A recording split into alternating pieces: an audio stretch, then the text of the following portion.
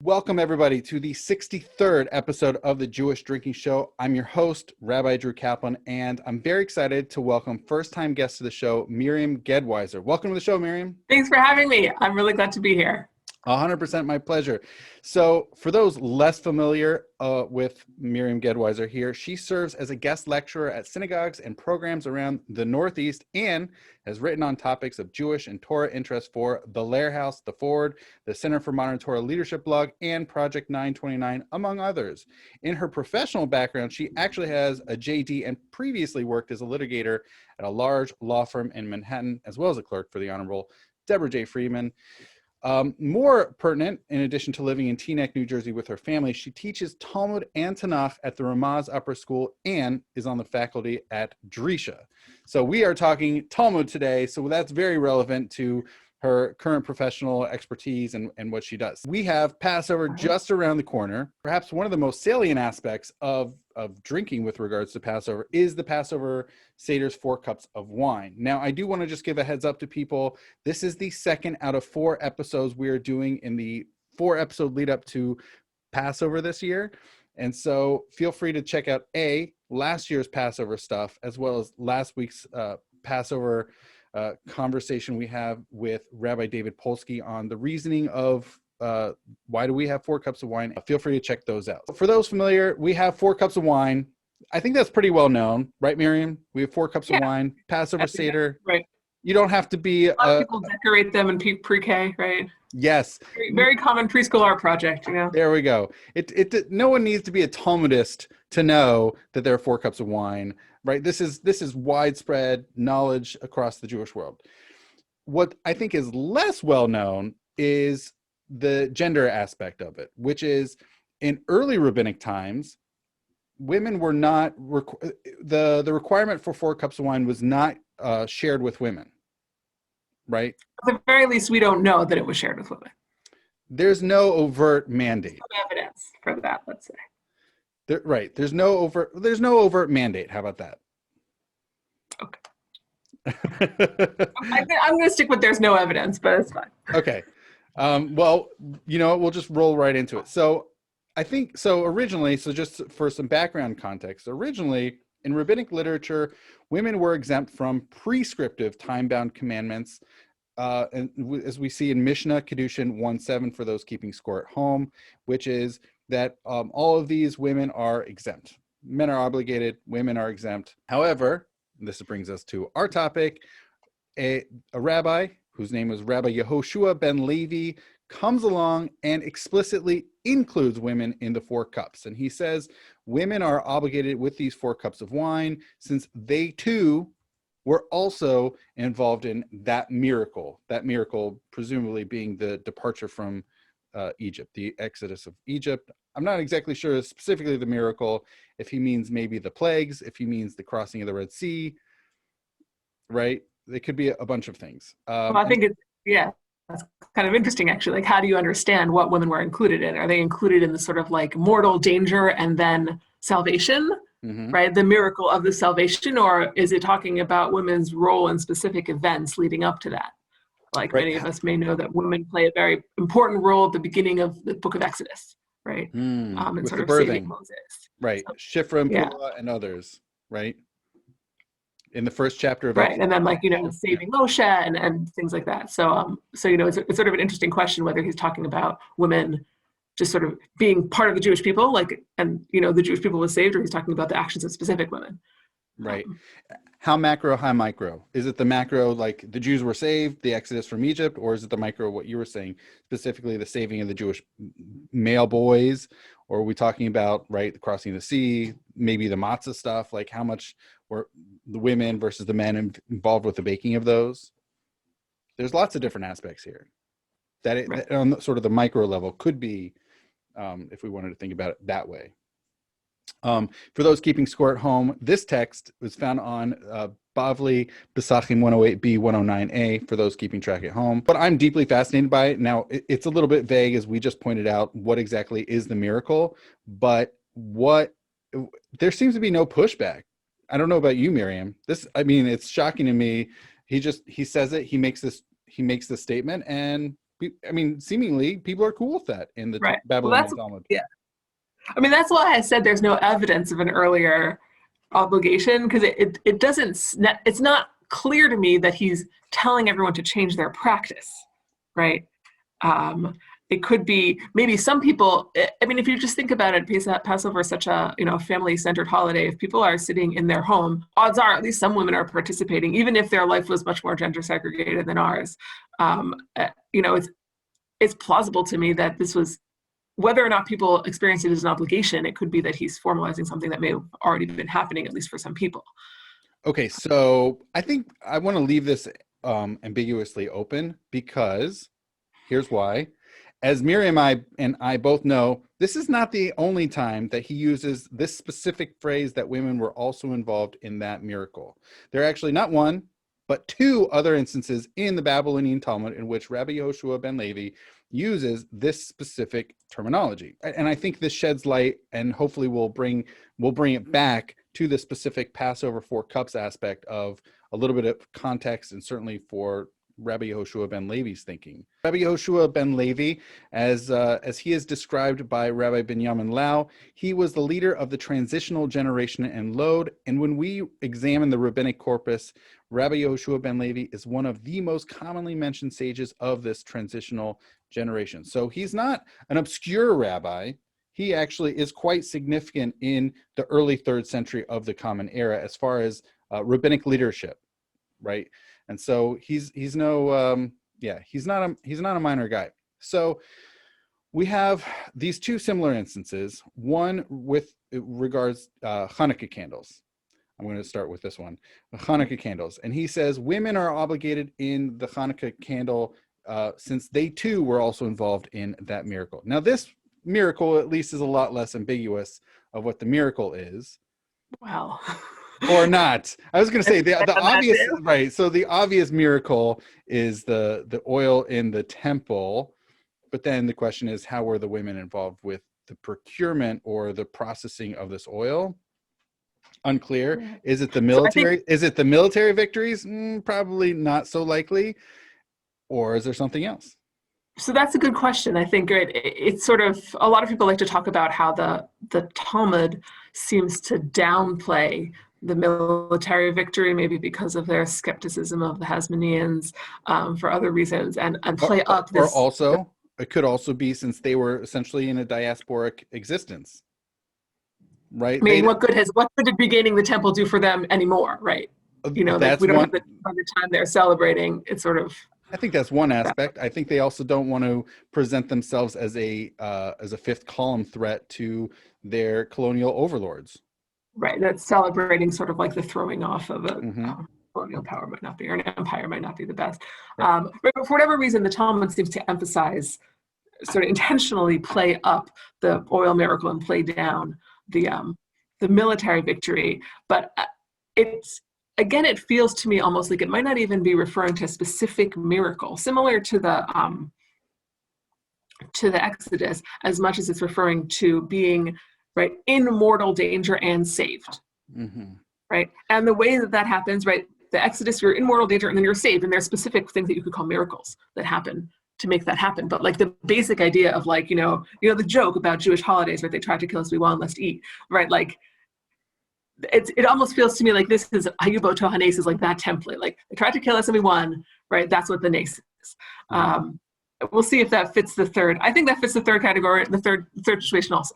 But I do want to revisit actually, right, the idea of, right, are we talking about women just being involved in the same mortal peril, or are you talking about specific activities of women? It is the temple ritual, not so much, but it is true that we do have stories about women, and specifically about women, regarding the more general, let's say, resistance to the Syrian Greeks, right? Judith, Hannah, like this mythical martyr, woman who was a martyr. Judith sort of killed a Greek general.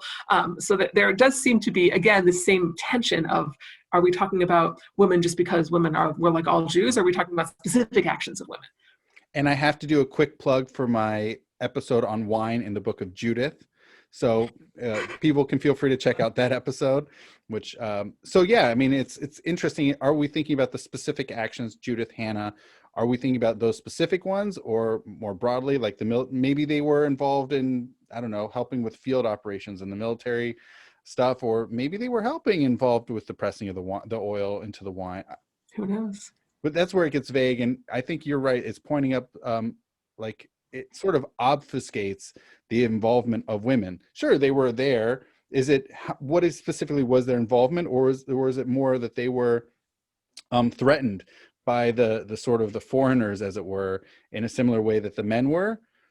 Or was it that they were like in a more passive sense, or were they more involved in a more active role, as we mentioned, both with regards to the Exodus of Egypt and also here with Hanukkah?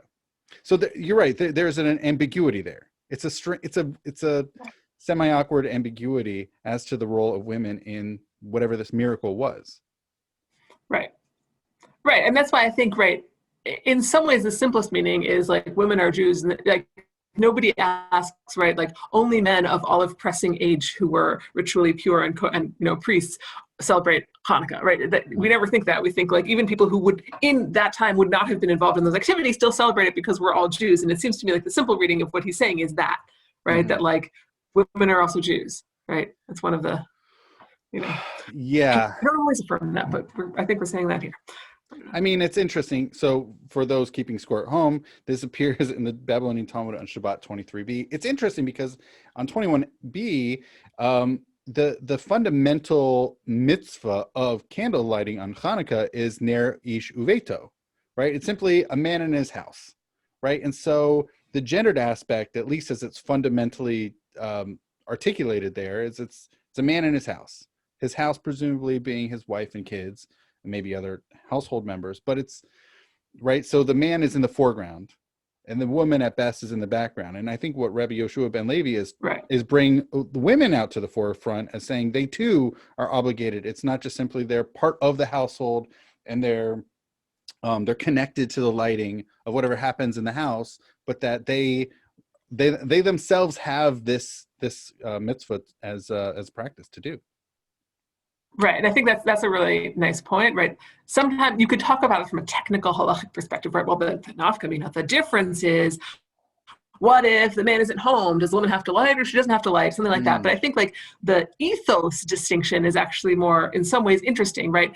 When Jewish rituals are happening in the home, should women think of themselves as spectators, or are they like, even if they're not doing it because one person is doing it as the representative of the family, which could be a woman in my family, but it's not in all families, right? Right. Even if one person is doing it, are you sort of part of that, or are you just watching? And Rabbi Yoshua ben Levi seems to be like, no, you're part of it, right? Right. And here too, he receives zero pushback, right?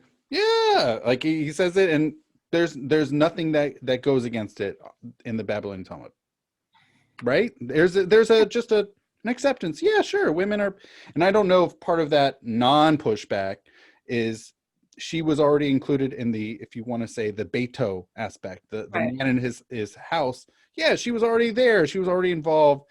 Sure, let's articulate a specific obligation for the woman to this is part of her mitzvah portfolio, as it were. Right. No, I think like in practice, the cases where it matters whether women are obligated or not, in the way most people observe this mitzvah, those are sort of edge cases, right? Most of the time, everybody's home, and then the man is going to do it in your traditional family or conventional ancient family, whatever you want to call it, right? So like, it doesn't really, it matters to her self-perception, but not to what it looks like to an outsider, let's say, right? So like, yeah, like it might matter if the man is traveling or whatever, various kinds of things, but that's, it doesn't necessarily change.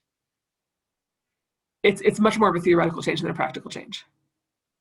I still see it as something that, really could, what if even for married women, what if their man is, out on the road? The man is like in Yiddish, meine Mann. Maybe he's a camel driver. Maybe he's a no, for sure, there were such people, right? So he's gone for months or weeks at least, right? We see that in the Mishnah, that happens. And why not, what happens if she's home and with the kids? Is she allowed, does she have a mitzvah to do so, right? Right. I think that's totally legit. And then even, right, so what if, everybody's home, can she herself, or even if she's single, like, right? So what if she is her own house? She's single, right? Or maybe it's just a bunch of, I don't know, daughters and a mother, right? For sure. Does anybody in the house even have a mitzvah to do that? And who knows, maybe they were already practicing this prior to the 3rd century. And once Rabbi Yehoshua ben Levi articulates this mitzvah, then it really, it settles that question. No one pushes back. Really? Yeah. Okay. All right. And then we get to where it makes it a little bit less clear, I think, as to pre-existing requirements or obligations, is the third example, which is, and again, for those keeping score at home, Babylonian Talmud Megillah 4a, where we have Rabbi Yehoshua Levi says women are obligated in the reading of the Megillah because they too were also involved in that miracle. Same words. Yes, exact same formulation. What I find really fascinating about this is, whereas we could argue for the previous 2 examples, where it very well could have been that women were anyways taking part in this, there actually is a very specific early rabbinic text that specifically exempts them in Tosefta Megillah 2:7, in which women are exempt from Megillah reading, and not only that, they do not fulfill the public's obligation, or many people. So that really is a prior existing text that Rabbi Yehoshua ben Levi then comes along and specifically contradicts. What's really, again, deeply fascinating for me, zero pushback. Yeah, he gets away with it. Yeah. It's interesting. Yeah. Rabbi Yehoshua ben Levi is associated with, I think, another big, again, I don't know what existed before, but the first evidence we have of reading the Megillah at night, which for many of us is sort of the primary Megillah reading experience, right? That's when everybody sees your costume for the first time, or whatever it is, right? That doesn't appear in the Mishnah either, right? That is associated, that first is raised by Rabbi Yehoshua ben Levi. So it's sort of, it does make you wonder to what extent there was a rewriting of Purim. So I want to pull on that thread that Miriam brought up, which is, so in the Mishnah, specifically Mishnah Megillah 2:5, it says the entirety of the day is fit for the reading of Megillah, Kol Hayom Kasher Likriyat Megillah. And then in the very next text, it actually goes and broadens this. This is Zehah Klal. This is the general principle. Everything whose mitzvah is during the day, it's fit to do the entirety of the day. So, and then, as if this was not clear enough, we see again in the Tosefta, Megillah 2:4, that one who reads the Megillah at nighttime has not fulfilled one's obligation. Although it gets a little murky here, because Rabbi Yossi, he mentions that there was an incident with Rabbi Yochanan ben Nuri, who did read it at nighttime in Sephoris, except the context there, they say it was a time of danger. And time of danger is not a sufficient proof. Everything goes. It's not a sufficient proof for future activities. So the rabbis are not happy. So that's the early rabbinic stuff. So for both of these, as Miriam brought up, both of these have very clear precedent, and also specific in the Tosefta, that you cannot read Megillah at nighttime. That does not count. And women are specifically exempt from reading the Megillah, and from even not able to do it for the masses. Rabbi Yehoshua ben Levi comes along with both of these and directly contradicts both of them, upsetting precedent. Super interesting, right? And he gets away with it. No one pushes back. They're like, oh yeah, no, right? He gets away. And I don't want to say he gets away with it. I mean, he's generating obligations for women. It's very interesting. I think like there's a lot of it's hard to reconstruct the history of something based on what the small text that we have preserved. Right. Certainly hard for me. Maybe there are people who that's their living. Maybe they can do better than me. But it's hard to know. Right. It's hard to know. Right. There is a dearth of evidence. We don't know we don't have anybody descriptively telling us about either the 4 cups of wine or the what was happening with Hanukkah candles. It's unclear, women-wise, what was going on, right. even descriptively, let alone prescriptively. Right. I think Megillah is the one where it's also maybe hardest to tell the story that women would have been doing it anyway. Mm-hmm. Right. Because it doesn't, at least for us, and it sounds like probably for them also, it doesn't necessarily happen in your home anyway. Right. Meaning the Passover wine or Hanukkah candles happen in your home anyway, right? Whereas Megillah doesn't. So either you're getting a babysitter to go to Megillah reading at night or you're not, in contemporary terms, obviously a little anachronistic. And that's sort of it's an interesting question, right? Was there a time where women didn't and then they started to? It happened gradually? Did it happen like Rabbi Yehoshua ben Levi said so? And everyone's like, oh, okay. Right. It also brings up the question of why directly specify that women are like exempt from Megillah? Maybe because they were seen as hearing the reading of the Megillah, right? They were there, they were present. But then again, right. I don't know. Maybe that because, as you point out, it's outside of the home versus the other two. People are home anyways. They're at the Seder. They're lighting the Hanukkah candles, so they're part of it.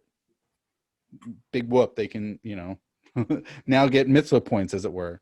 I do want to also note that, right, some of these Tosefta sources, on their surface they mean what they mean. There are ways around that surface meaning if later you want to reconcile them with the later practice, right? You could say maybe it means they're not obligated in the same way, or it's not, you don't fulfill your nighttime obligation or something, your daytime obligation, something like that, where you can kind of try and read these texts to harmonize them with what later becomes the practice. Yeah, it is interesting. What Rabbi Yehoshua ben Levi does for Purim is he makes women who are exempt from the daytime reading, makes them obligated both in the daytime and nighttime reading. They went from 0 to 2 versus men who went from 1 to 2. Right. This is a big right. Rabbi Yehoshua maybe just piled it on. Yeah. Yeah. So, coming back to our 4 cups of wine aspect, his inclusion of women, it's unclear how much they were and were not involved with these 4 cups, or maybe they to some degree were, maybe for the Kiddush, maybe even the Magid cup. How much were they involved in the latter 2 cups?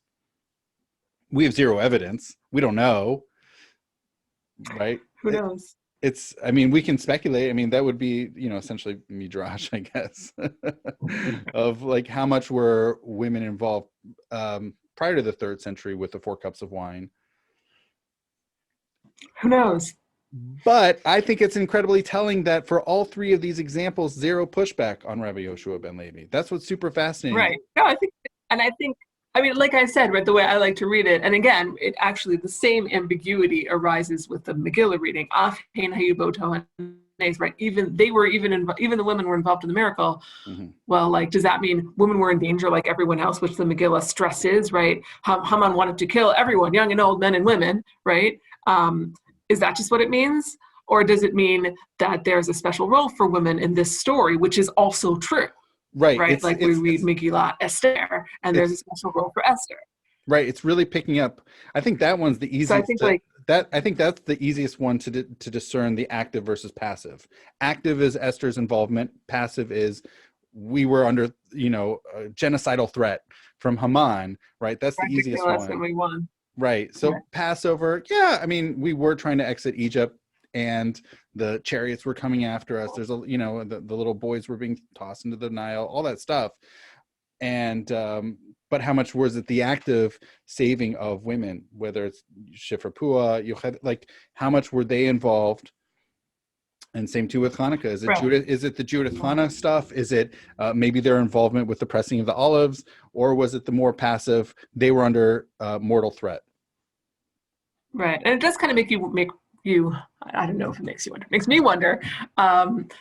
Not going to ascribe anything to other people, but it makes me wonder, right? When you have somebody's opinion formulated in the same words 3 times, which of them came first?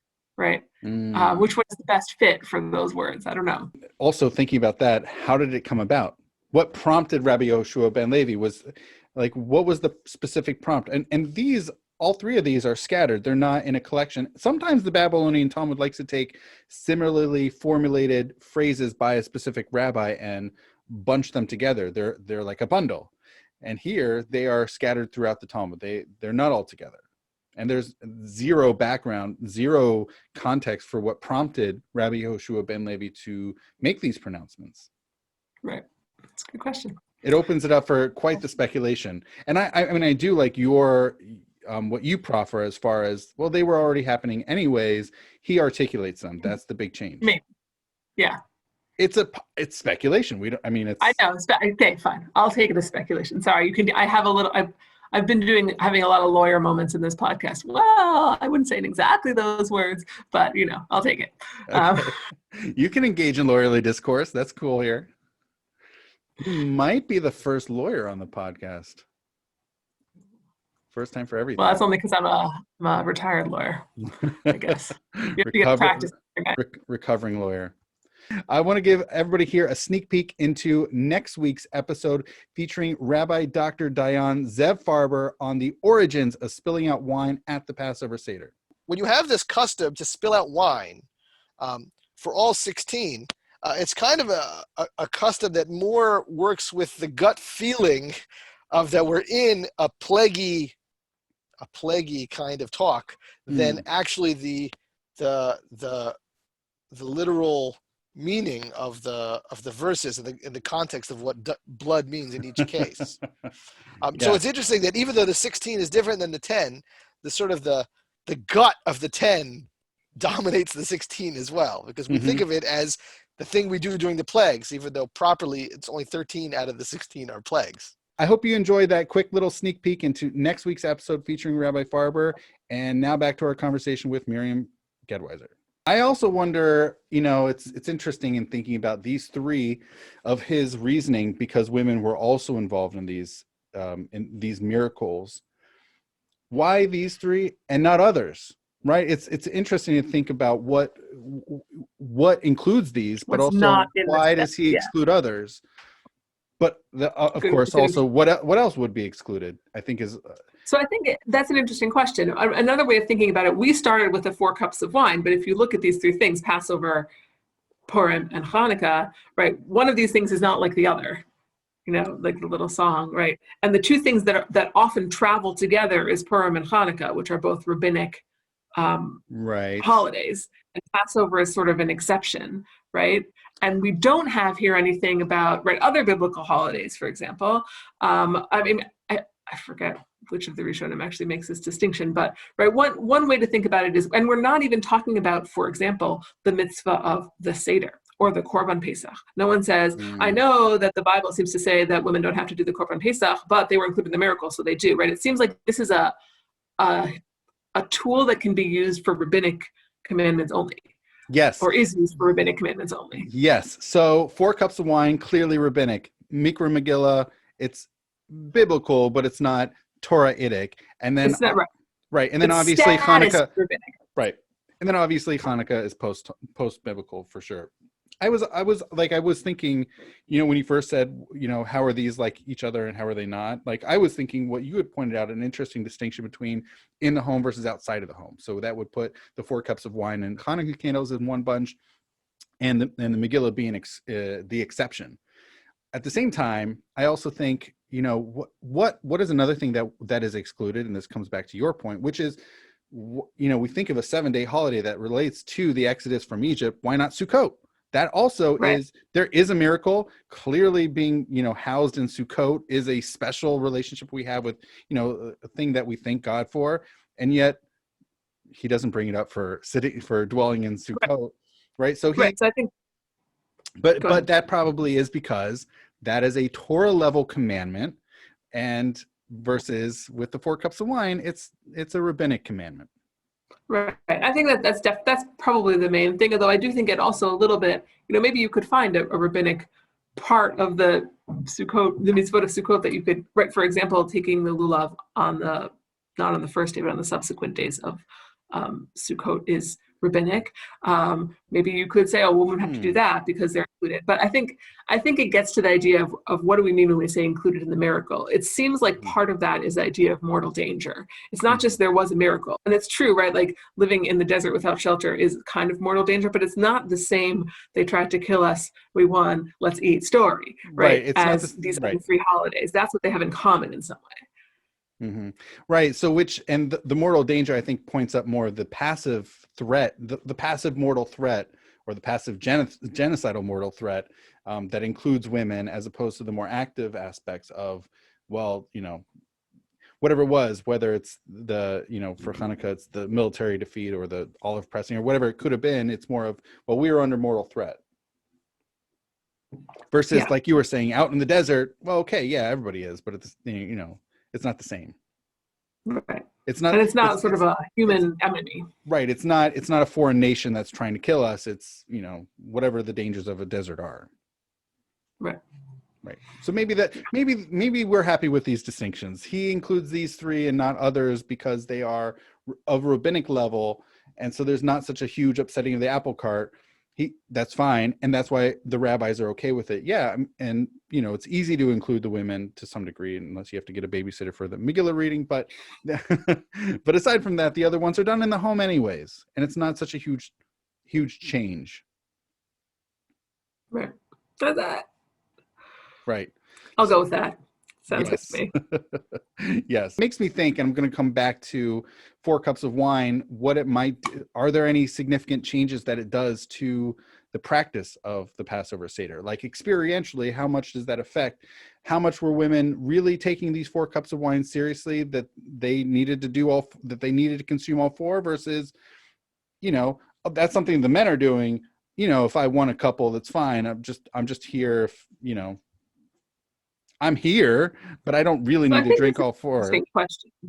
Like experientially, how does this affect? I mean, I don't really know. Right. You become part of like this symposium-like experience. Mm-hmm. It's an interesting question for me. I don't know. I know that in some of the later discussions around women drinking on Purim, for example, there's some idea that like women don't really drink. But my sense is that in the ancient world of the Talmud and Mishnah, everybody drank alcohol because that's what there was. I don't know if men drank more or if it was considered unseemly for women, but this is like a historian question that I don't really know. But my sense is it was not unseemly for women to drink wine. I don't know how different telling them to drink a specific number made the evening. Maybe it sort of encourages you to actually follow along with the Seder of the Seder, right? As opposed to sort of floating in and out or sort of half paying attention or leaving after the meal or whatever it is. Right. It really mandates their continued involvement throughout.